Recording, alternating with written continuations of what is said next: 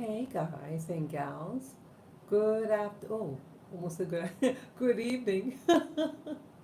Yeah, good evening, people. Good evening, good evening. This Halloween 2022.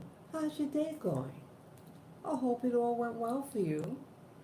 Yes, today I had a very busy day. Very, very busy being. Yeah, I hope your day was productive and an enjoyable one. And yes, people, be careful. If you're out there celebrating this holiday, be careful of the candy that you eat. Because sometimes people play stupid with the candy, uh, and the candy is tainted. And now with what do you call it? The um, cannabis being now legal, they have these gummy, these chewables, and they can easily put it in, sell it as Halloween candy to little children. So please be careful about what, screen the candy. I just feel I should say that, because now I get all these, commercials while I'm watching YouTube, and they're really bold now with the selling that kind of stuff, real upfront about it, and people can do stupid things to gullible people or unknowing, or people can slip something in your drink or food and get you sick.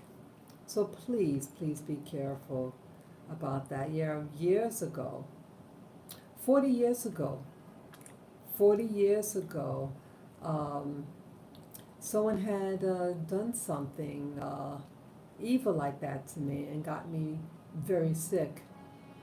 Yeah, I had gone away to school. Yeah, went away, and yeah, when I think about it, I felt a little embarrassed at the time because I knew the girl, knew of her, and I didn't use my instinct. I was very naive, and didn't tell anybody about my getting very extremely, sick. So I'm very sensitive about this Halloween stuff. You have evil people out there. So please be careful. And yes, welcome viewer, if you're still there, welcome this beautiful Halloween night. Yeah, the weather was pretty mild today in New York City. Very mild. And yeah, I'm in bed right now. My little babies are relaxing. Yeah, that's them. That's Lavender and little Lilac behind him. And sorry for my feet, and that's Lily. Yeah. So, so what I want to talk about now. Um, yeah, I want to talk about a few things. I think it's very important to talk about um, finances, and there's a whole like genre of expats moving abroad, and they even have a channel specializing in catering to black women and black people moving abroad and enjoying their lives and finding a new community. And with that spirit, I want to talk about things that they don't seem to talk about, and the mystery of, if you're just watching these YouTube channels about relocating and people traveling, um, they're questions, basic questions, and things that you need to know. And I wish they talked more about it. And why, I don't know. And so I've been thinking about moving for quite a while now. And getting a lot of, how do you say it? Just like like I can't remember the name, but like things that are hindering certain aspects of relocating. And so that's what I want to talk about. Those things that these expat communities don't seem to want to talk about, but are essential to to anything, whether you're moving internationally or domestic. But especially domestic, I'm going to be talking about more of domestic issues. Yes, good morning. I mean, see that I keep saying good morning or afternoon. Good evening. Yes, good evening, YouTuber. Yes, say hello in the chat room. Okay, so yes, I'm going to be talking about certain things that I think is important, and it's based on my experience. Today was a busy bee day. I got up early this morning to first walk my little doggy woggies. Came back at a good hour. Uh, fed my dogs and myself, and that's okay. Let me go out, walk the pavement, and try to get answers to some questions. So, yeah, I'm interested in moving internationally. And with these YouTube channels, they advise, if you're moving overseas, get more than one bank account. In the case you lose a card or something happens, you can't get access to that money, you have another bank that you can withdraw funds. And I thought that's an excellent idea. So I a couple of weeks ago, I did join new Facebook groups for people who are relocating overseas, different countries, and I wanted to, and also military too, because I am a vet, getting their perspective and advice. And I was given like different uh, referrals of banks or financial institutions that I could contact to find out whether they have like a no fee debit card. Yes, when you go overseas and you use an international ATM machine, you're going to incur the fee of that foreign ATM machine. So the fee to use a foreign bank plus the conversion fees or any other hidden fees, and then the fee of your personal bank that you're utilizing the for the foreign bank. And so you don't want to incur all these fees because see they do add up. These fees add up, and then when you're doing the conversion, you lose the conversion rate. You may they might have a poor rate conversion rate, and it costs. Everything adds up. Think of it as a tax upon your money.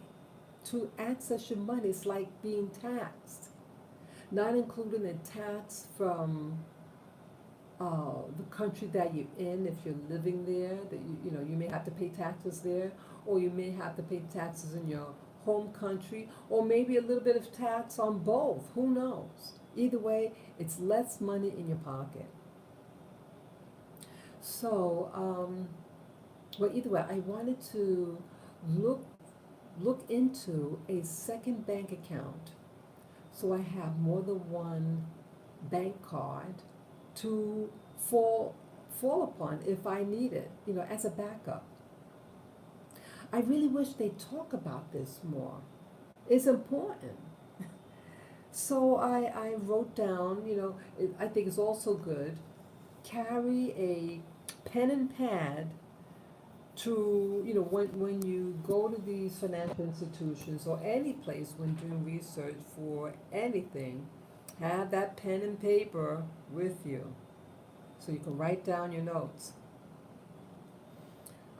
So, yes, and also write down those questions ahead of time. That also saves time. So I went to the banks, on my list to check out. Yeah, I have my notes next to me. Um, yeah, I wrote down the places I want to go to. And let's see. Yeah, so the first financial institution I went to, and this was a surprise. Um, yeah, a lot of banks now, to open up a bank account, they want you to open up the bank account at home. I thought that was a surprise. They said, well, with the pandemic, we're afraid of certain things happening, whatever, so, it was beneficial for them to open up at home. And then I interjected, wow, what if I don't have a computer or cell phone at home, at home? Um, what will you do? And they said, that they had to close a lot of accounts. I'm not going to give the name of the financial institution. That I will not do in this conversation. But that particular one said that it's unfortunate, but you have to. They said they can assist you a little bit in you know the application, but you still have to go home and upload a photo of yourself, and I think something else. But remember, you have to go home and upload a photo. Now, why are they being so picky? A photo to open up a bank account? Why all these restrictions? Why? See, it, it it's the system. They want to control your money. They want to know everything about what you and your money. And even churches here in New York City, churches require photo of yourself to be a member of their church. Oh yes. Yeah? You want to be a member? Well, you have to now supply a photo. It's like they want, it's becoming so institutionalized. It's very sterile, very removed, and they want you more and more dependent on computers. So some people are old school. They weren't raised with computers. It's not really part of their culture and or the lifestyle. And they may not have the internet. They may not even have a cell phone. And they're pushing this agenda now, at least in New York City. I mean, I went to a restaurant with somebody, and they have this code on the desk, like at the restaurant. It was like this thing on the center of the table, and it's required that you use your cell phone and like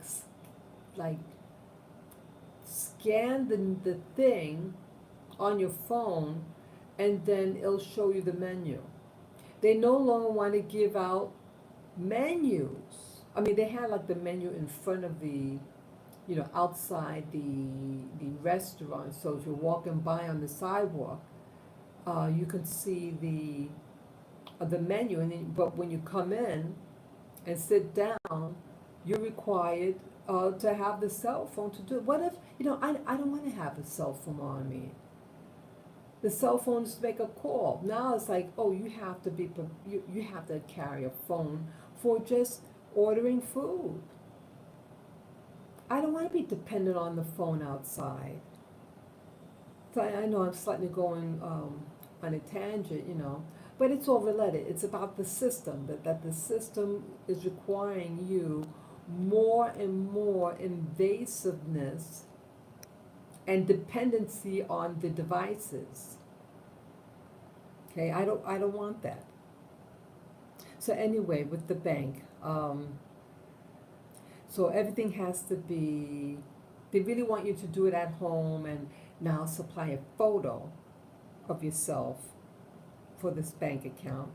And then I was asking more information about, about why I need a bank account. I said, look, I actually have a bank account, but I want a second one as a backup because I'll be moving, interested in moving overseas, blah, blah, blah. Guess what? I say, see, sometimes it's very good to get very specific with these financial institutions because see, initially I was vague. I said, I might be moving internationally, and so I want like a second bank account as like a backup. And then I got specific about the country, the name of the country. Well, they told me that there is no, they don't handle any international accounts, meaning that you open up an account here, you cannot live overseas. You can open up an account there in America, but there is no managing of your account if you move overseas. And there is no international VPN or international phone. So let's say you want to move over, you open up your account here in America and you move overseas. And let's say you have an international phone, a non-US telephone number. Well, you won't be able to access your account because it's a foreign VPN. That means like the connection you have, your YouTube. I'm sorry, I said YouTube. I meant to say your internet connection. It can tell that it's an overseas line, and that you won't have access. And if you're living overseas, see, if you initially open it up here in the U.S. and you supply your physical address, and then if you move overseas, you want your correspondence from the bank or whatever. Let's say you need another bank card. They will not handle that account. They will not mail the card overseas. And I said, oh, wow. Yeah, this is something very important. And the people in that genre of the expat community are not talking about this in what to consider. This is highly important. And so it's very important that when you're investigating about the possibilities of relocating internationally, you better make sure you ask the right question. That's what happened today. All these things, and so the things that I found out today was by chance information, and I had to share that information with other financial institutions in consideration. Yeah, I would not have known. So that was the first thing I did. I went to the first financial institution, and that's when they said up front, oh, we don't handle anything international. No international VPN to access your account. Okay? So then I went to the second financial institution, and let's see. Oh, yeah, that one they did confirm that they do reimbursement at the end of the month for using your debit card at a foreign ATM. They reimburse you for any ATM fees or conversion fees. Okay, so that was good. But I needed to find out, um, yeah, I didn't ask them. Oh, I did, I'm sorry. They said for information, yeah, because see, let me get my thoughts together. See, I had I asked them general questions. Um, yeah, because I went to this one institution first. And then that's right, that's how it went. When I went to the second institution, that's the one that said no international account handling. So I said, I better go back to the original one and find out whether they handle um, certain things. Yeah, they allow you to use your card internationally, but am I able to utilize have a foreign VPN address, and about transferring from one account to another I wanted to, but the main thing is, um, some countries might be banned. That's another thing. Yes. So I had gone to I think a third. Yeah, I went to a third institution. Yeah, I was just walking, but like I had two addresses to go to, two financial institutions. And then when I was going to the second, I saw a third one. I said, hey, since I'm in the area, let me just check them out. And that's when I found out, yeah, they were very friendly. They said, yeah, we were talking a little bit, and it seemed like they had a good arrangement, but I then specified the country that I wanted to go to. And you know what? It's banned. Banned. Yes. I must have looked so stupid at that point. I mean, it seemed like a fine institution, financial institution, but the country, they do not, like my notes say here, you can open up an account here in America, but once you leave the US and you have to supply your new address, they said that they won't be able to do any deposits. Gag Bookler. I have dyslexia, ma'am. I'm so concerned I have sold my soul to Santa. Good for you, huh? Yeah. So anyways, this is very important information, man, especially if you, about your Santa being dyslexic. Well, honey, you better keep make sure your beard's not too tight. Because you got to be able to think. You want access to your money no matter where you are. And so that third financial institution was telling me that that particular place was banned, and so you can open up an account here in America, but once you leave America and go overseas, they cannot handle your account. They will have to close. I think they might have said that they have to close the account. Yeah. Oh no, no, wait. My mistake there. It said that you could take out money. Like let's say initially you're in America, you put money in the account, and then when you go overseas and you have to furnish them your new address, you can only take out the money that you already put in it, but you cannot. deposit money into that account. Okay, this is essential. So once your money runs dry, oh, what city is this? This is New York City.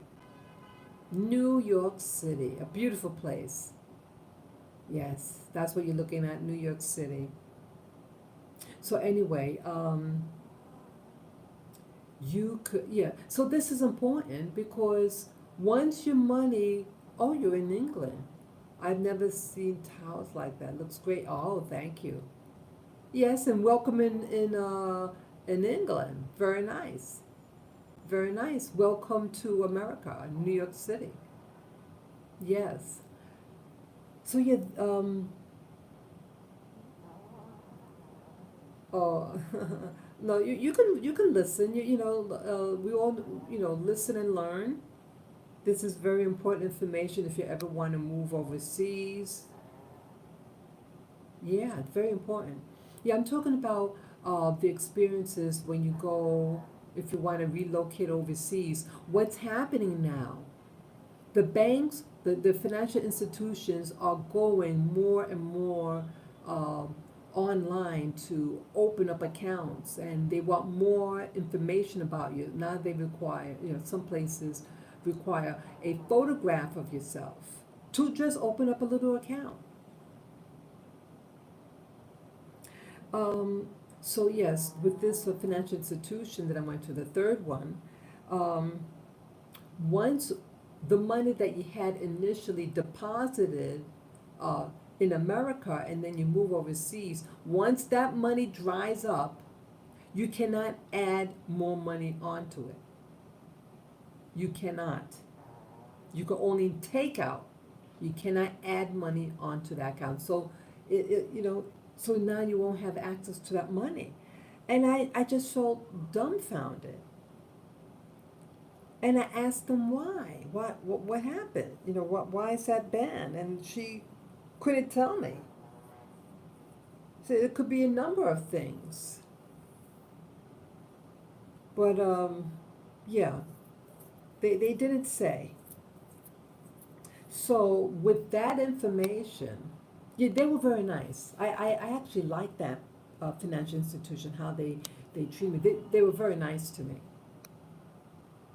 And I did get their card. And they did mention other countries. Since I was there, I said, hey, what other countries can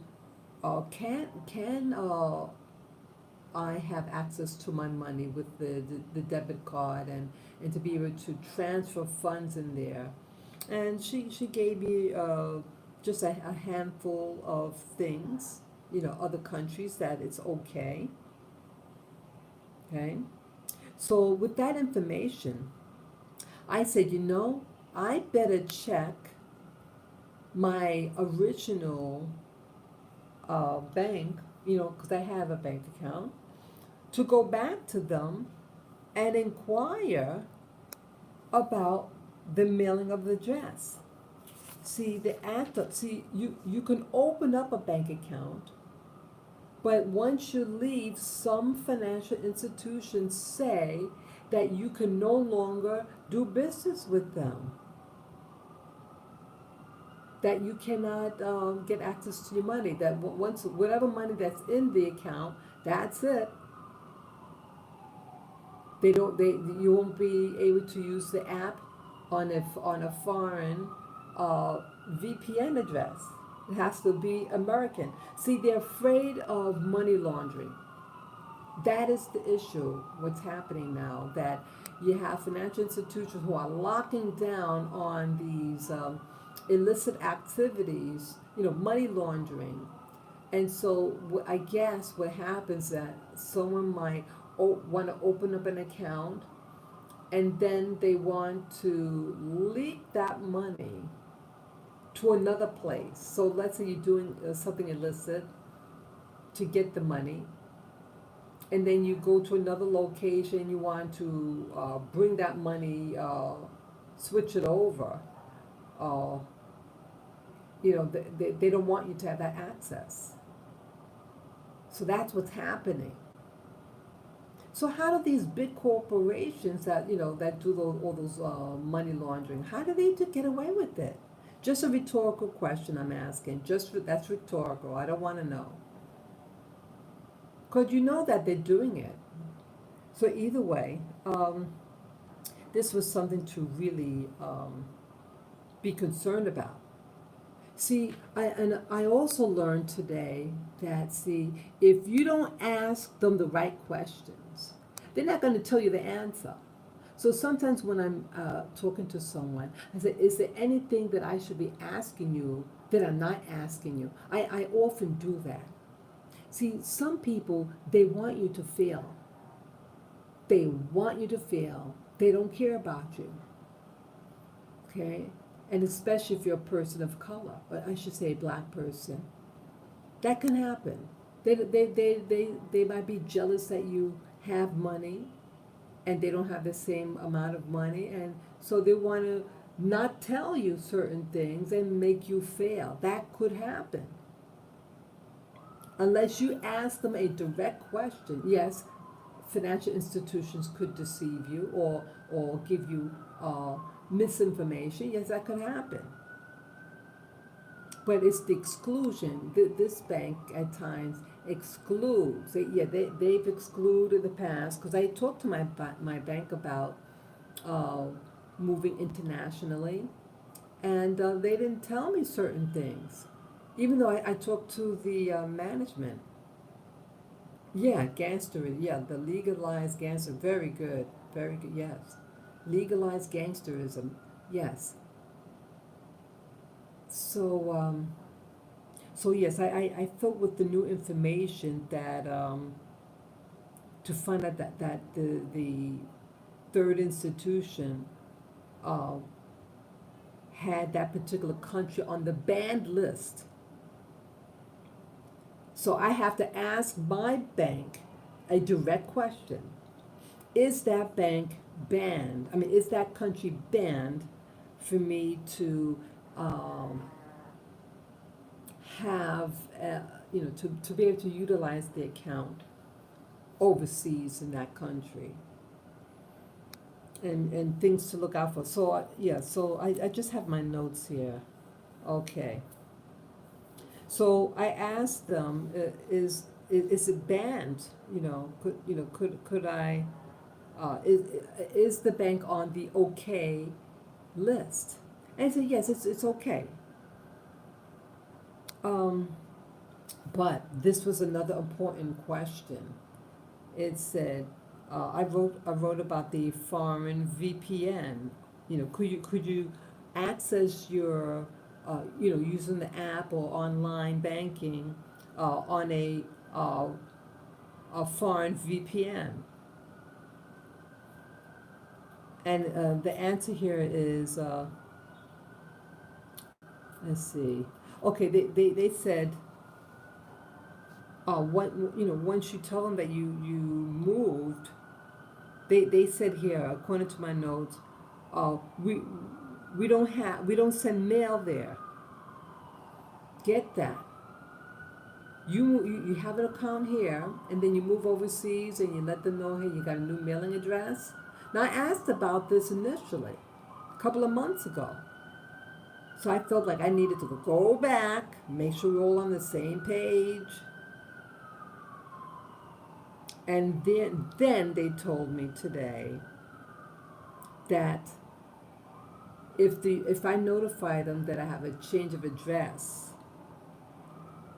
they cannot mail you anything to you. There is no way for them to mail correspondence or card.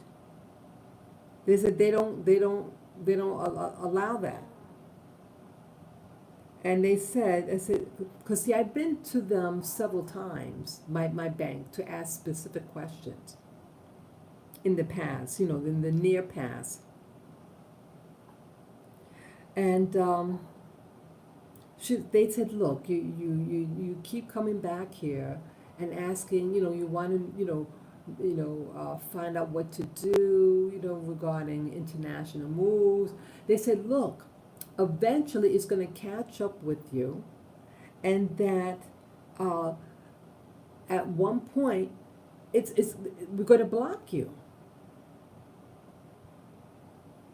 That they won't have it. Like they said, look, you could go to a foreign ATM, and what if the ATM doesn't give you back your card?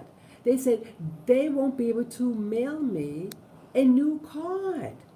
And so you'd be out of luck because they do not mail. This is a key thing. And again, this is about the fourth time I talked to the bank. The fourth time I go in person to talk to, and I'm talking to the bank manager. The bank manager I spoke to. And they said, that your card could be, or if it's lost and you have to report it to get a new one. They said there's no way for them to mail you the card. What if you're on vacation? See, this is really weird, people. People go overseas all the time. They're on vacation, right? And I'm wondering whether it's if you have a credit card, is that the same thing with a credit card? But what if you're overseas and you lose it, or it's stolen? You're gonna need a new one. How the hell are you gonna pay for your trip back home? Well, this is what they're telling me. This is essential information, people. My bank is telling me for the first time, and here I talked to them several times about relocating. And they never, because I said that, I would have to put in a new address. In fact, they told me, this is what they told me last week even, because I spoke to them a week ago.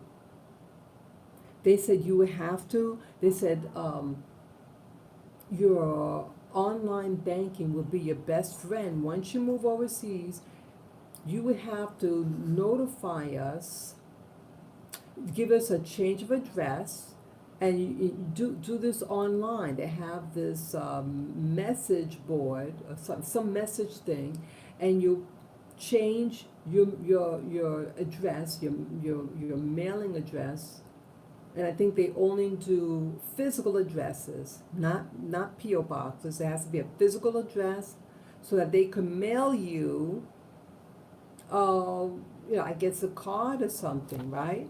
Because I thought, because I thought, hey, this could be, looks feasible that you can do this. And this was just a week ago. And they say you can get with the telephone, because once you go overseas and it sees that you're using a foreign bank, that they would send you a message of a code, I guess, to verify you. Okay, but now, what was it saying now? I don't want to give wrong information. Yeah, you have to. You cannot have. I mean, once you get the new, let's say your international, your foreign cell phone number. Yeah, it has to be a cell phone. They do not call a landline. See, this is another new information. Yeah, sometimes you ask a question and then you go back and ask the same question, they give you new information. So yes, they will have to call you overseas, but it has to be a cell phone because they're going to text you the information. They're going to text you the information, and then you have to send them the code back to verify you. They said that can't be done on a cell phone. But what if you don't have a cell phone? What if you only have a landline? See, they're really limiting how you access your money. That's your money. Because see, you have other people who are limiting your because of laws or whatever, limiting your access to your money. So they don't. So it seems like they don't want you overseas, and have to live overseas, or to what if you're a globetrotter? You have business. Let's say you have multiple businesses all over the world, and you want access to your money. So they don't want to call a foreign telephone number. Some of them like that my bank did tell me that before. And then another person said, "Oh, okay, yeah, we can have it listed on your account that now you have a new physical address and an international number, um, that they will contact you on your message. It's like an email thing, and then you contact them. You send them the information that they what they to verify yourself. So it seems a little conflicting. Yeah, they don't want to deal with international. They said we're not an international bank. They don't want to do it. So they don't want to deal with you if you have a foreign number. And then they say, look, all it's just my advice to you. The bank manager is saying, my advice is that once you move, you cancel the account. Because at one point, it's just going to get you. And you're going to be stuck and you're not going to have access to your money. Better you close the account and open a new account there. And that's what I wanted to do. But look what happened. That the a government institution, first they initially told me that they do international direct deposits. And then when I wanted to get something done, oh, we don't do that country. They initially said yes. And then they changed their mind. Well, I shouldn't say they changed their mind, but that when I went back to them, to follow up on it, oh, we don't do that place. Why is that? See, again, they want to limit who you do business with. And that's not fair. That is not fair. See, they have a list for vendors, people like, people who have contracts with the government. So a vendor account and then the regular people account. And the vendors, they had that country. And then the regular, I forget, they may not have had it then. And again, it was an old list too. The list from a government works website supplied a list of countries.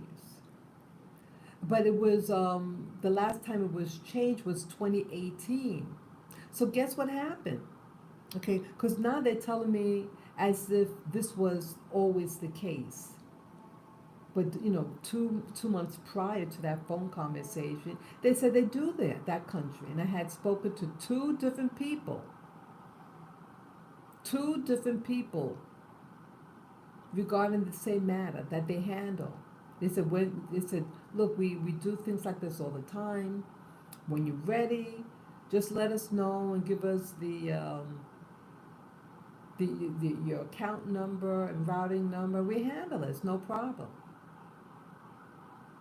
But something just told me to ask again because there was another matter that came up, and in that conversation they asked me the country in question, and when I told them the country, they said, oh, we don't do that country.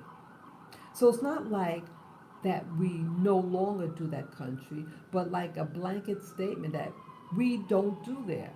as if they never did there. So what happened between those 2 months? From being able to do it to not do it. They're limiting your ability where you could move. If you can't move your money with you, you're stuck. You become stuck, and that is upsetting to me. It's very upsetting. It's very upsetting.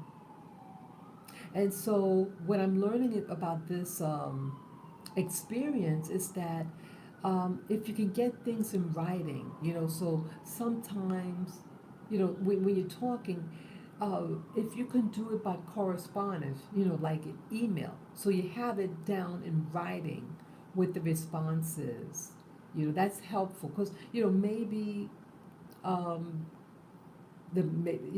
maybe it was a misunderstanding, but when something's in writing, they can't then say, oh, I didn't say that. So if you can get it in writing, via email, so you have the date and time when they responded to it. I think this is a good approach, what to consider, and how to handle when you're talking about your money and when you're interested in relocating. Okay, this is very important. So it's not your imagination. So when it's in black and white, you know what the deal is. So this was very important, and yeah, in a nutshell, my bank is saying that it eventually is going to eat you up. Either you have to come back to the States at least twice a year to handle your account, and then you have to go back to where you live if you're going to insist on keeping the account with my bank. But other than that, it's not a good move. He said it's not a good move to try to maintain it because eventually, when you're shopping and everything, they overseas, it's gonna raise a red flag and blah blah blah, and they eventually will cut it. You won't have access, and it's just a bad situation. He's right. I may not like the truth, but he is right. And there was another situation, um, a different financial matter. Sometimes someone may try to like set you up on something. I hate to say it like that. Um, you have people, it's with landlords, and they may try to double dip your finances. And let's say I go overseas, yeah, let's say I move overseas, and your former landlord said, hey, I believe you really owe us more money. So I asked my bank about that. What could happen? My question was, could they garnish your money? So in short, what they can do is to your account is they can freeze your account. Let's say a landlord feels that you owe them more money, where they go through a legal process and have the judge freeze your account, and your account is linked with your social security number. So let's say you guys out there, you guys and gals out there, and you want to move overseas and have the good life, and let's say some institution feels that you owe them money and they don't like you. They can go through the courts, have your account frozen so you cannot access your money, and you will be forced to reconcile the account with them, meaning give them more money. Okay, and the bank, your bank by law, has to obey the judge. That was another concern I have. People can lie upon you. Some people are mean. They just want to suck out your money. And so some people want to complain about some of these landlords. Yeah, in New York City, the landlords are very illicit in their. Many landlords are very illicit in their activities, especially if you're a racial minority. They double dip. They try to intimidate. They try. It's a lack of respect. Here, I'm an older person. Always pay. I believe in paying my bills. Yes, some people I call vampiric in nature and it seems discount. Yeah. Yeah, you have people who are mean and they don't want you happy and they want to try to double dip. Yeah, and they owe me money. See that how things are backwards? They owe me money, now they're covering up. And now they, for whatever reason, I try to handle this concern that I have with the landlord um, months ago. I asked for a meeting. Hey, let's have a meeting. Let's resolve this because I may be moving, I told them. I want to leave on a clean slate, just, tie up any loose ends. And they don't want to see me. All of a sudden, they don't want to see me. Yeah, I believe, I don't want any loose ends if I leave, anywhere. Even if I move into, domestic, I don't want to have anything loose ends. I like things nice and neat, that's just me. Yeah, yeah, yeah, you hit it on the head. See, that's what Ye, I'm going to call him Ye Ye. That's what Ye Ye was really talking about. You have people, they're mean spirited, and they love money. They are vampiric. And I'm a little black lady, right? See, they think I'm stupid. Yeah, I got I've been here for almost 20 years. 20 years. Always pay my rent. 20 years. This disrespect. And I don't know why they're doing this to me. I don't know why. I pay my rent. I stay quiet. I don't bother anyone. Once in a while, yes, my dog, he might bark a little bit. I'm one of the first people in this building. Yeah, I moved in, it was brand new. Mind my own affairs, stay, don't bother anybody, But yes, you have people who, landlords that are corrupt and they're super rich and they look down on certain people. Doesn't matter that I'm a veteran. Doesn't matter that I pay my rent. Doesn't matter if they can suck up more money from you. And I'm just sick of it. And that's also why I want to leave because I don't want, if you saw my video from yesterday, I was talking about the relationships between blacks and Jews here in New York City. And when I realized that from something that happened to me, it was like a 180-degree turn. It's like a revelation. It's like from birth to your current life that someone outside of your group has control over your life. Your doctors, your schools, your jobs, everything is controlled by them. And with how the landlord is acting. Now I've met the owners, the owner's son, who now is take over the company, you know. Um, yeah, so we were all young. 20 years ago, we didn't have gray hair. He was even married, you know, he was a young dude, and some of the things that happened, you know, you see their true colors. And I had even written them before. I wrote the person who handled my account at the, because it's a large institution, this management office, you know, for this building. It's a massive enterprise.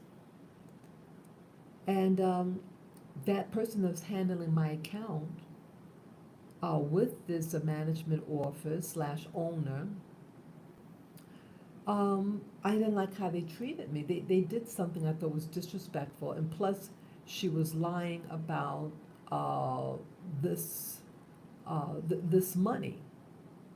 And when I was in the office there, I can see their monitor, their computer screen with the phony numbers. I said, well, look at those numbers there. And then she started mocking me. So I went home and I wrote her a letter. And basically I said, see, back in those days, this is maybe 18 years ago. I wrote her a typed letter. And I said, you know, I didn't like how you treated me in the office, and I didn't like your patronizing me, and I thought you were patronizing me because of my social economic status, and I don't like it. I would like to come in person again if you would like to discuss this further. Well, you know, she never wrote me back, but you know how she handled it? She had this other ethnic minority handle my file, and I never saw her again. See, they're sneaky. They're sneaky. And yes, she was of that particular ethnic group. And no, not everybody of that particular ethnic group is bad like her. But it's just so uncanny in New York City, certain types of people and how they treat people who don't belong to what they are, and that they can try to make fun of you or just disrespect you. And I didn't like it. I didn't like it. So yes, I know that they got the letter because when I had to go back there um, to handle a particular matter, and again that lady wasn't there anymore, and they had the ethnic minority person handle uh, my account with them. I saw my letter in my file. See, this is what gets people angry when you address them like a professional. I had an incident at a bank, one of the largest banks in America, and I was racially profiled at the bank. See, um, they don't have to get uh, people from that particular background to do it. So what they do, they have other ethnic minorities harass you. So when the incident happened, and it was right after my father died, so I'm already feeling bad. It was like 2 weeks after my father died. This was 13 years ago. I wrote a letter. I wrote a detailed letter on the date, time, and individuals, just kept with the specifics and how it made me feel, and that I would like to talk to them in person and to go over the camera at the bank to try to find out why they did X, Y, and Z. Well, the person did call me. I wrote to the general manager of the East Coast of that of extremely large banking institution, and the end of the conversation, they said, well, uh, there's nothing more to be said, and so case is closed. even though I insisted on meeting with him in person to go over the incident and to look at the videotape to find out why they did what they did to me. Oh, well, there's no audio on it. And that's okay. I want to see what happened. Who instructed security to come to the scene? And why did they do what they did to me? And they said no, case is closed. You got what you wanted in the end, so that's all that we care about. Bye. That's what they did to me. And so when you want to talk and have dialogue with these type of vampires and lizard people, they don't respect you, and then they're going to call you a bigot when their actions clearly indicate their biasness against you, and they twist things around. See, that's also why I want to leave New York, because I'm tired of certain behaviors. I'm tired of it. I'm tired of it. I don't want them under my thumb anymore. And that was partly why I want to leave. I'm just, I love this. I love New York City. I love my country, but I don't love certain behaviors. That's all what it's about. I don't care what your race, religion is, or your nationality. I care about behaviors. I care about when people disrespect you because of your race, because of whatever. That's what I'm getting at. And it makes me sad. And so this live stream is, I'm just really discussing my experiences and certain things that some channels don't talk about. And some of the things they didn't want to talk about in with the expat communities. That how do you handle your money? How do you get access to your money? Well, my experience, what happened today, is letting me know when you are considering to relocate to an international place, you better make sure you ask very specifically, people. You better ask very specifically, plus write these questions down and write the date and the time that the person respond to it. Okay? And you make sure you specifically ask them if the country that you're moving to, is it banned from that institution? Some banning could be complete, that you cannot have any association with that country, or some that will, you could have a link with that country, but you're limited access to your money because of that association. Yeah. Yeah, you could open up an account, but if you're gonna move to that country, you cannot deposit money into that foreign bank account. They won't allow it. These financial institutions are limiting where you can live. They say, okay, yes, you can open up an account here in your in the U.S., but soon if you decide you want to move, you cannot take your money with you. So it seems like now, even though you have the internet and it's really a one world, the world is smaller with the internet. Still, they're acting like it's um, a problem, and they don't want you to have access to your money overseas. They don't want it. They're afraid to lose money. Also, if you're a veteran like myself, um, they may, yeah, this is very important. And I will call them back tomorrow, the people who handle the international direct deposits. This is very important. So if there are any veterans out there, I heavily advise them to listen to this live stream and to contact your location regarding international direct deposits. If you're a veteran, if you get paid by the Veterans Administration direct deposits, this is very important for you to find out. Um, they could be inconsistent in in what information they tell you.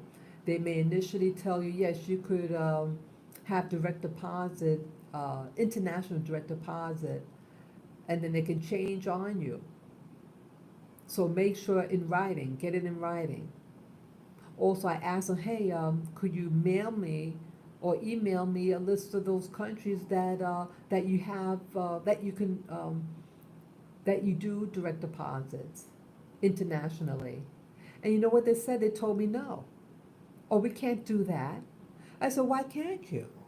I said, you have it on your website. Well, I don't know what website you're talking about, she told me. So I said, I'll send you the link. Well, she wrote me back in the email, and she said, well, I don't know who wrote that on the website. I'll have to get back to you.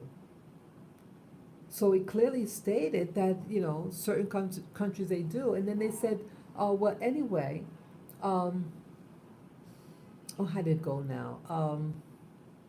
Well, they said, well, anyway, they said that the VA, they may authorize some countries, but you know, we may not just, but this International Direct Deposit Department may not want to do it. So you're out of luck. So it's like, wow, who's serving who? If the VA, Veterans Affairs Department is telling them that they authorize it, so who are these other people to tell the Veterans Affairs Department that they don't want to do it? And that, and in reverse, it's the same thing. They said that that the International Direct Deposit Department may authorize a particular country, but the Veterans Affairs, the VA, may say no. So if either party, the Veterans Affairs or this International Direct Deposit unit, if they both don't agree, or if one of them does not agree, it can't get through. And they refused to give me a copy of the current list of places where they do the International Direct Deposit. Even though they have a website, a government website that I looked at, and it has a list of countries, international countries, based on if you're a vendor or, like, you know, I guess a private contractor for the government, or if you're just a regular person, a non-company. And it was done in 2018, so just a couple of years old. And they refused to give me a list. She can tell me anything over the phone. Oh, yes, we handle this. Oh, no, that we don't. I said, well, you're telling me one thing. Yeah, because when they first told me that they don't do international direct deposit for that specific country, and what's that now? That they gave me like a handful of names. Like I asked her just at random, hey, you handle this country or that country? And they said either it was a yes or a no.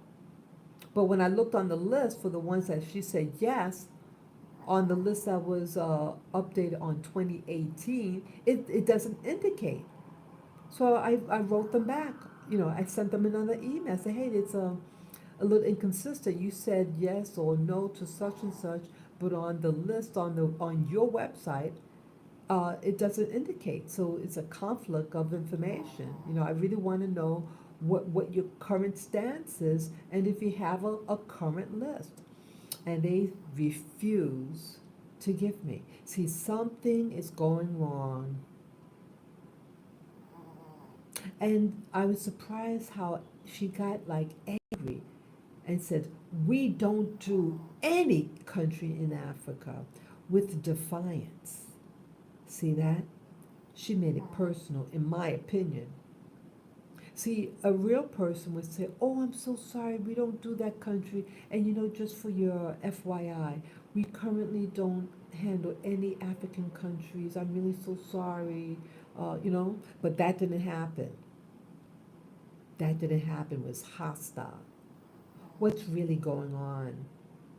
What's really going on? Do they have, like, see, when you call up for direct deposit, they ask you your name and your social, so they know who I am. What's on that list? Does it have maybe your race or something like that on it? So they know, hey, this black girl want to go to Africa or wherever where she want to go. Oh, we're going to make sure those people don't go back to Africa movement. I mean, I'm just putting out there. Why would the U.S. ban a whole continent? A whole continent of Africa. So I just threw out there, I said, hey, how about Mexico? Oh, we don't do Mexico either. People, people, people. Does this sound fishy to you? Does this sound fishy? Are they social engineering my life again? Are they socially engineering your life? Are you a veteran? Are there any veterans out there? You better have, if you have any veteran friends, tell them to watch this live stream. Things that they may need to consider if they too want to move overseas. And to try to overcome some hurdles, or at least to know what to ask. Make sure you ask specifically. Not just say, oh, I want to go international. No, you better be specific on the name of the country. Be specific. You give the name of the country. And sometimes you can open up an account, but then once you physically move to an international number, that they may not handle international the aspects of your account now once you move overseas. Like I'm just finding out today that my bank, which I love my bank, they said once you move overseas, we cannot mail to you overseas.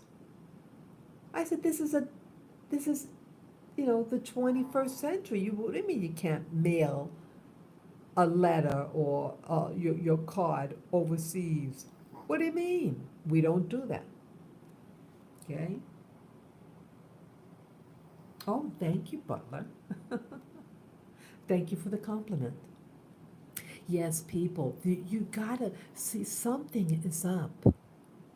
Something is very, very strange and very deliberate, in my opinion. This is by design, people. This is what I think Ye was talking about. I mean, not specifically, but indirectly, yes, it's all related. It's about controlling you, and it's controlling the veterans. How dare they not allow that veteran access to certain countries? Why is it that if it's like Western Europe, why are a lot of these institutions want to favor Europeans over Africans or certain Asians or what we call Latin America? Why? Why is it that other countries are considered bad or banned on the banned list, but here these corrupt European places, um, they allow it. That's why Europe, Western Europe in specific, is very rich compared to other countries. The former colonial powers of the Americas seems to be the countries that our country allows international direct deposit or relationships. But African nations, no, on the no list. What makes Africa any worse than any of these other countries? They say, oh, well, they might do money laundering, or let's say there's war. That the country I was interested in, there's no war there. It's a very peaceful country. This also, yeah, I've been watching the expat genre now for about a year now. And this one girl, I shouldn't say girl, but a young woman, uh, and she goes to Africa with her little girl. Uh, and oh, what happened now? Yeah, then she got married to a local guy, and she was sharing her experience. She's in a car with her husband, and she's reading on her cell phone. Um, it's some website, the government website, American website, government website, with countries that you have to be careful of. And she's physically in the country, and it said this is like a orange alert, highly dangerous, and this and that. Here she's a single woman, young woman at that, with a little child. The child wasn't even I think the child could have been 2 years old at the time. She went by herself with her little baby, toddler, and she said, it's not like that. See that?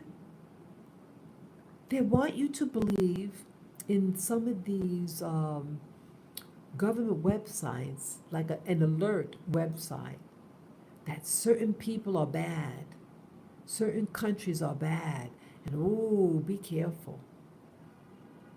And it's not like that. Yeah, people, it is letting you know that certain countries they want to keep poor, so they give bad publicity to these countries to justify not being able to do business with certain countries. And that angers me. Why is some of these nations poor? Because certain countries don't want them to play. And when they start getting good at what they play, oh, you're a dictator, or you're this or that, and you're not like that. This country is becoming more like a dictatorship. This country, America, is becoming very much like a dictatorship. And I'm very, very sad about that. Very sad. I love my country. I love America. But I don't love the bad things that are happening. I don't feel safe. Yeah, people, this is very important, this information. Very, very important. And it's what this is teaching me, what happened today, is you have to, who you talk to, any institution, financial institution you talk to, if you can get it in writing, get the person's name who's telling you, and then re-verify the information that they tell you. And maybe try to find out why is that country banned, just for your FYI. And to find out, hey, yes, you can open an account here in America, but find out, are there penalties if you change your mailing address to a foreign mailing address? They could, in fact, They can close your account. They can close your account, I found out today. If you change your mailing address to an international one, and that country might be on the banned list, and they can cancel your account, then you're out of luck. You become out of luck. This is really spooky. Yeah, so none of these YouTubers, these expat shows, when expat they use this third party money transfer thing. Well, my bank said you better not use something like that, the mediator to transfer funds, because it said do not give your routing number or account number. Do not do it, they said. They stressed it. So this one lady is doing that. But then when I tried to possibly consider using the app that she uses, because she's living in the same country I was interested in going to, when I rechecked the website for that app, how do I get access to my money? Um, yeah, see, if you're physically in that country, according to the app, how did it go now? I don't want to give wrong information.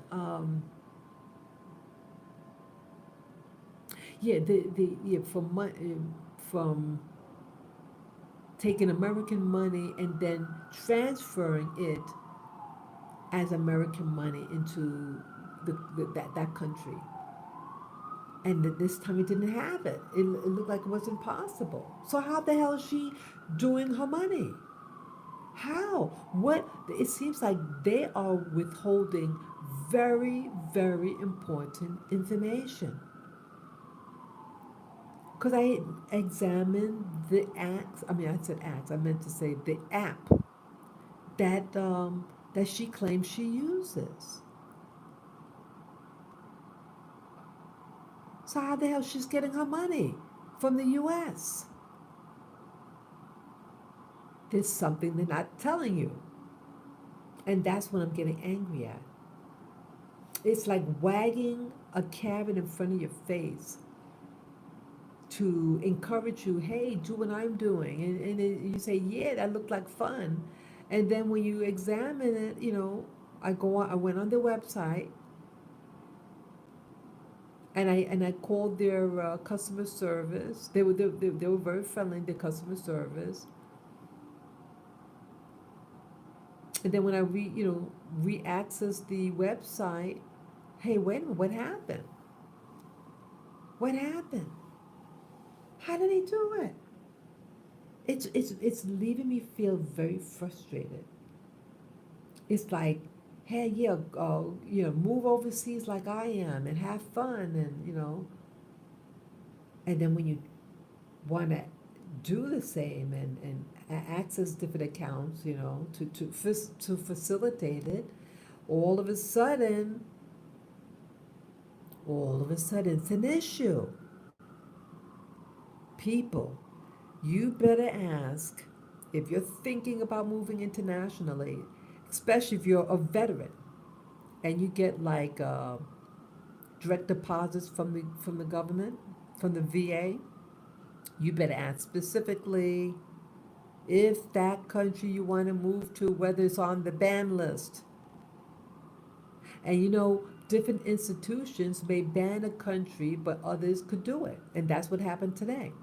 Because I wanted to open up, as a backup, a second bank account in case my main bank account cannot, if I lose a card or something, to have a backup account. And when I found out, that other bank that I was considering, it's on the ban list, or you have limited access to your funds. and find out if they mail correspondence to a foreign account. They may say no. You better ask these things. Yeah. What if you have an account, you're in America, and let's say your former landlord, hey, I found out today that your landlord could block your bank account. That they can block it, meaning that you cannot access any of your money. And the banks are required by law, if they get a court order for them to freeze the account, they have to do it. They said it's out of their hands. So they can force you that way to squeeze out more money from you. Do they talk about this? No, they do not. I've never heard any of these expat community talk about this. Well, I'm talking about it. I am talking about it. See, I know, see, I'm very, I'm human. I am very human. And a lot of things I don't know. And we could all make mistakes, right? But in the back of my head, it's like I ask myself certain questions that does not make sense. It's just something that doesn't sit right in me. I'm very intuitive. And I may not know exactly what the question is, but in the back of your mind, you know something you should be asking. Yeah, when you leave a meeting with someone, before a financial institution, you say, look, if you were me, what questions should I be asking you that I should know about, that I'm not asking you because I don't know enough? What is it? See, a lot of these institutions, they're biased themselves. They don't want you to know. They don't want you to know. And I talked to the bank manager. I spoke to this bank manager last month. And I also came in last week and talked to a person. Why didn't they tell me that they don't mail, they don't uh, allow for mailing any correspondence to you to a foreign address? They should have told me that up front. They never did. But because I asked that specific question regarding address change, and I learned that question to ask because I went to a different financial institution. I was just walking by and I was just curious. And initially said, yeah, you could do, you could open up account here. And but I did not immediately say what country. I just said internationally. Then I gave them the actual country. Oh, I'm sorry. Uh, she said, let me check. And she came back, that's on the banned list. It's banned, that country. Yeah, some people just, they only tell you what you ask them. And some want, what's the word? Um, they try to be vague. See, some people, they want to hold information. They don't want you wise. In fact, the first time I talked to the bank manager, I said, look, how do you become a smart traveler these days? I haven't traveled in like over 20 years, about almost 20 years. What do sophisticated uh, people do who travel? How do travelers handle their money smartly? And he told me nothing. Yeah.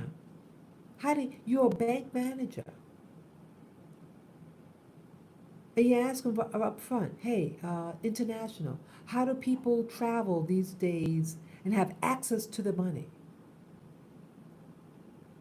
Oh, I was asking questions. They don't want to tell you because they want you naive. They don't care about you.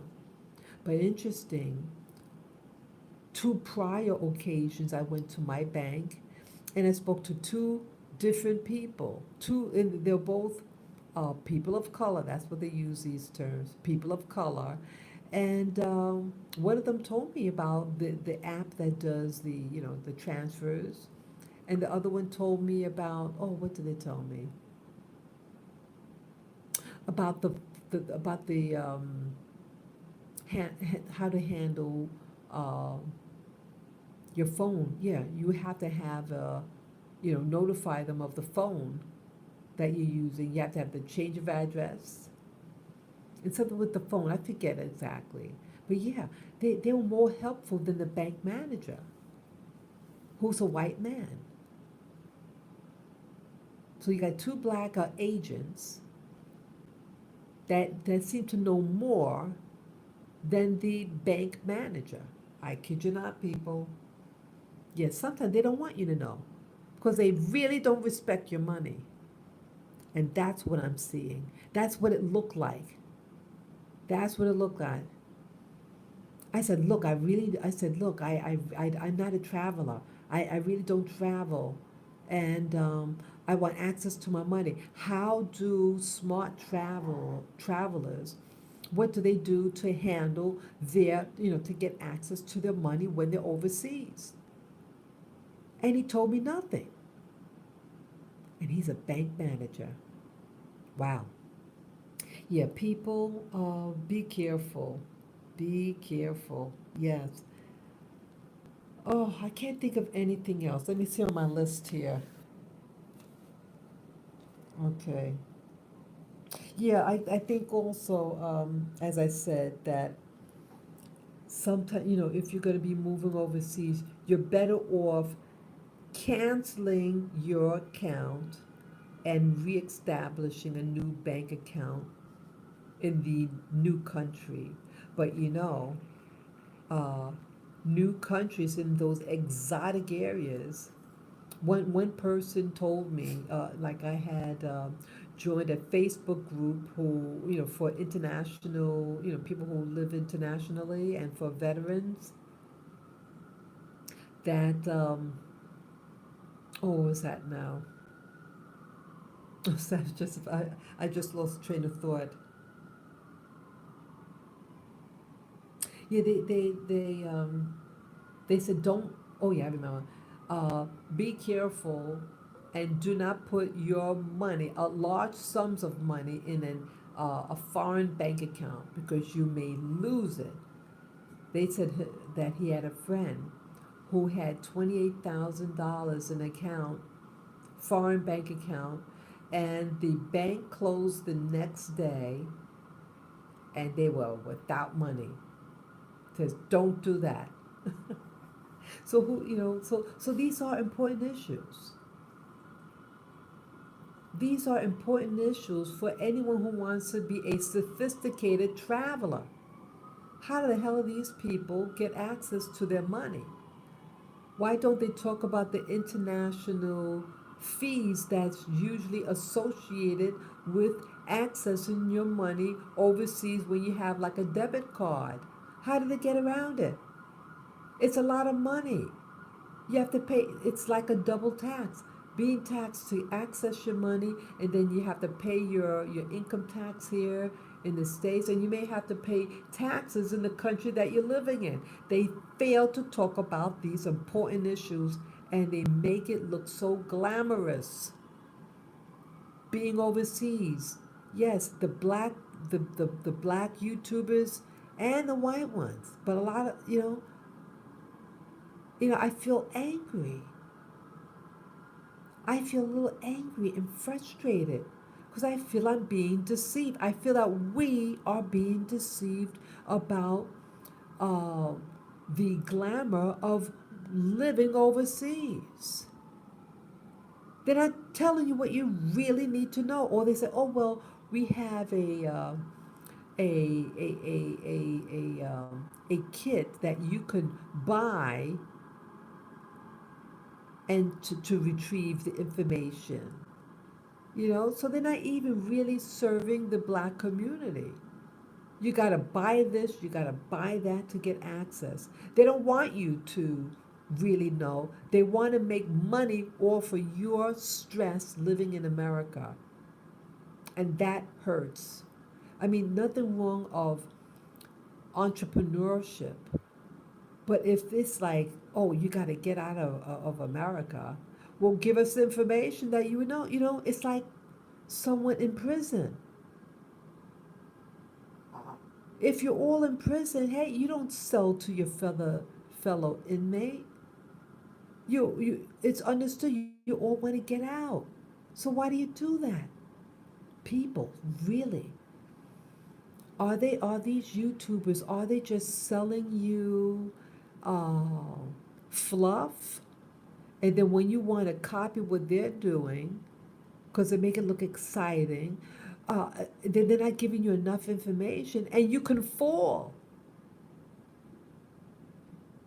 I get income coming in. They focus on those people who don't have income and are going to foreign countries without a job. Sure, you got to be, you got to be aware of that, be more cautious with that. Unless you have a lot of money saved up, but they should know better than that. But they never really talk about, let's say you have income.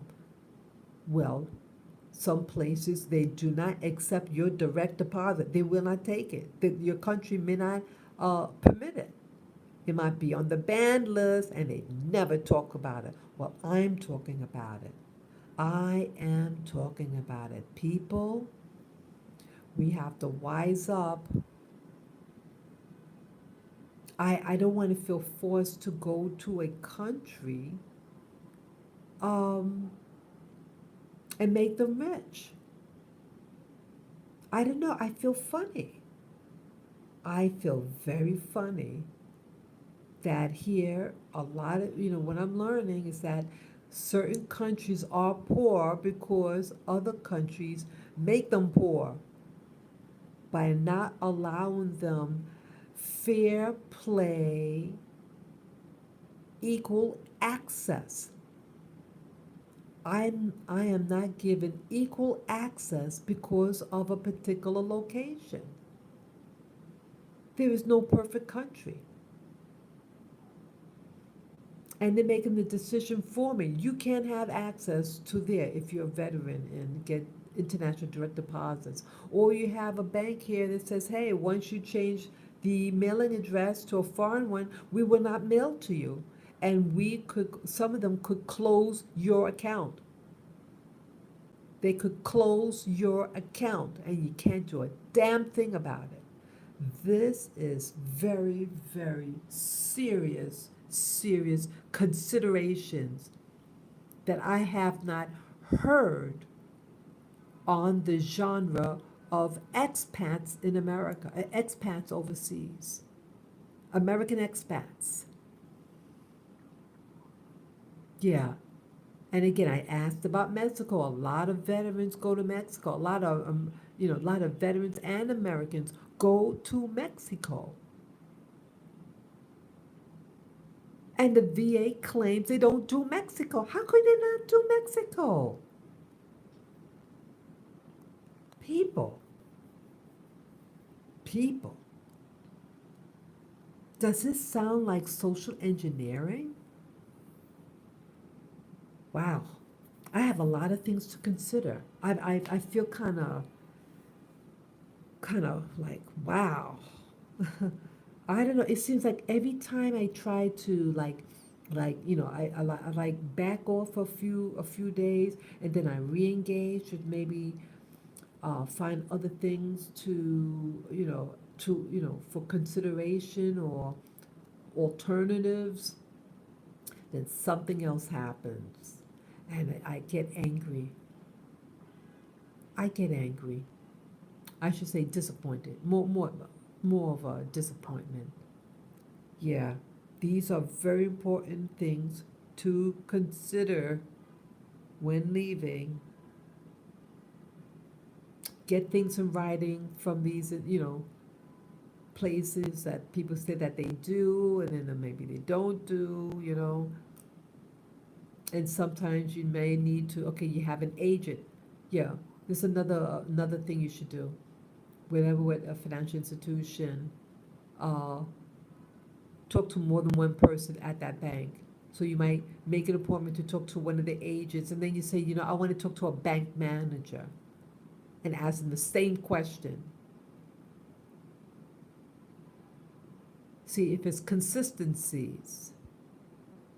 You better do that. Because, see, they can change it on you, the information.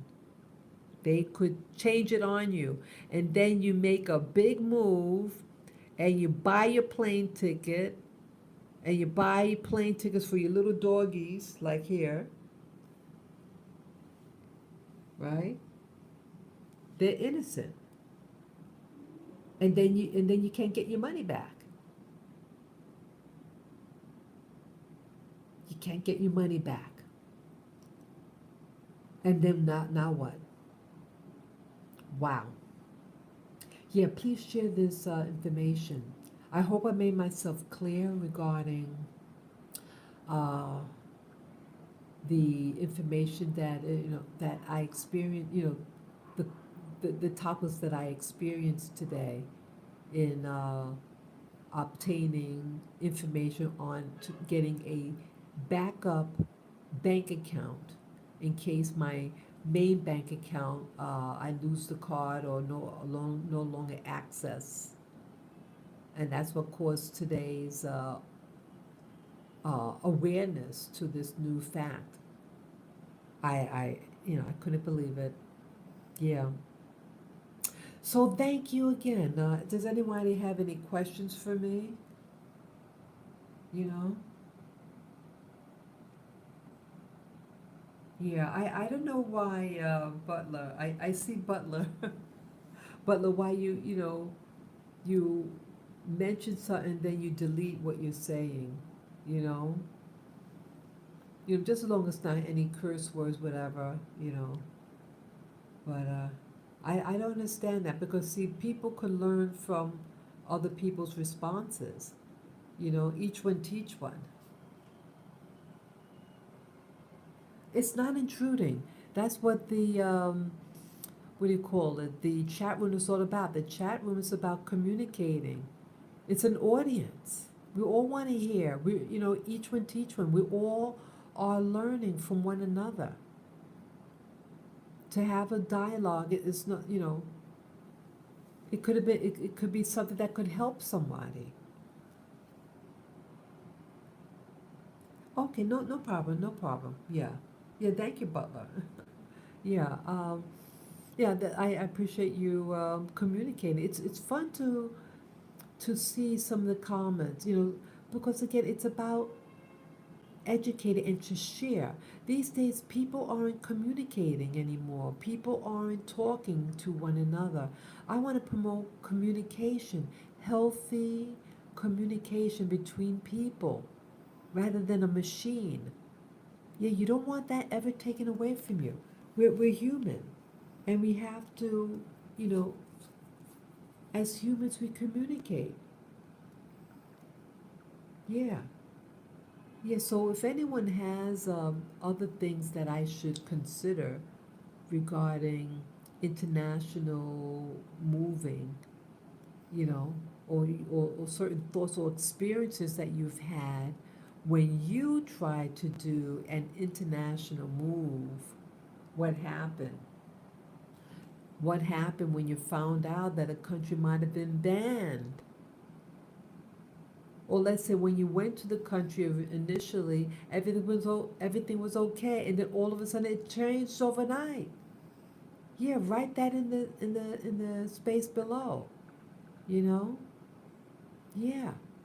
These are all things that should be considered that I had no idea. I am as green could be. Very green. Yeah. It's about what do you call financial literacy, boy. I mean, I'm very old school. And here now, the trend now with banks that I'm learning today that to open up a new account, you have to do it online now. And that if you don't have a computer that they told us that they had people that they had to cancel their account. They could no longer handle them because they weren't able to use the cell phone, or to access their bank account. They want to control your money. They want to get as much information out. You have to also submit a photograph to open up just a basic checking account. Some of the banks here. One of the banks that I investigated, they told me that. Wow. Yes, so I'm just repeating myself now. Yes, be specific, people, about, don't just say, oh, I'm thinking about overseas, whatever. No, you be specific, the country, because some countries are banned because they might, what they might have done, or what they're currently doing, or maybe it's a war, etc., etc. You better be very specific with your money. Very specific. And it's okay to go more than once. In fact, when you go to the institution, have the questions written out, and then go back and you can ask the same question. See, oh, I just want to know whether anything changed since the last time, because I'm considering doing X, Y, and Z. So it's also testing their consistency. How consistent are they? And different people have different specialties of knowledge. Yeah, go back more than once when you're dealing with your money and you doing an international travel or relocation, etc. Ask more than once. Okay? Yeah, thank you so much for listening. I hope I made sense. I hope it was clear. And yeah, I want to leave things open. And if I offended anybody in anything that I said, my intent with my live streams or any of my uploads is to be as transparent as possible, to be direct, and to give as much information. Each one teach one. Okay?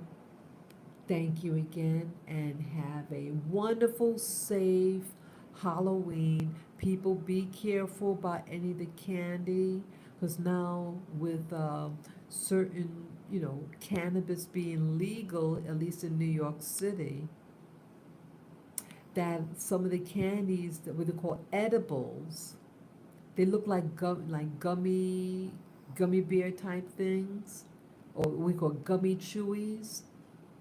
They might put it in the children's bag, and they ingest it and they get sick.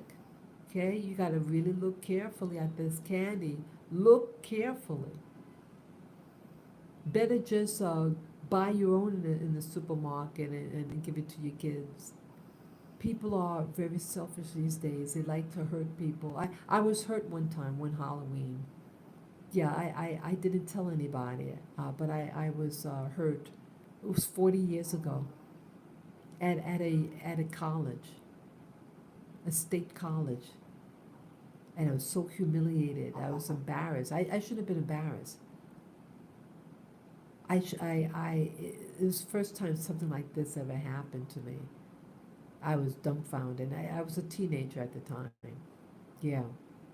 So that's why I also speak these ways regarding Halloween. Now, I love the Halloween season. I mean, I love October. It's my favorite month. But you have sickos out there. You have sick people out there who want to hurt little children or anybody. Yeah. Be safe, and stay at home if you can. Make some nice hot cocoa, whatever like that. You can read a story to your children or yourself. Enjoy yourself in safety. That's all I want for all of us. Peace and safety and joy. Okay? So, you guys, you have a wonderful evening. And yes, tomorrow will be November 1. Wow, this year is going so, so fast. So fast. Well, thank you again. Peace, love, joy, and power to all of you. And again, you could write any further comments or concerns or want to share information when this live stream uploads. You can uh, put it in the comment section, okay? Yeah, take care. Bye bye.